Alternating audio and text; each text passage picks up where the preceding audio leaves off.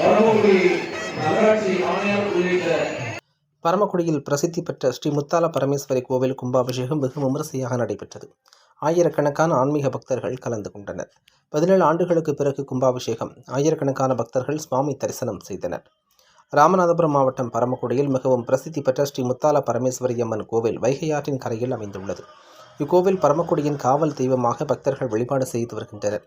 இக்கோவிலில் 17 ஆண்டுகளுக்கு முன் கும்பாபிஷேகம் நடைபெற்ற நிலையில் தற்போது கோவில் புதுப்பித்து கும்பாபிஷேகம் திருவிழா கடந்த 7ஆம் தேதி யாகசாலை பூஜையுடன் தொடங்கியது. சிவாச்சாரியார்கள் வேதமந்திரம் முழங்க பூஜைகள் மற்றும் தீபாராதனை நடைபெற்று வந்த நிலையில் இன்று திங்கட்கிழமை மகா கும்பாபிஷேக பெருவிழா நடைபெற்றது.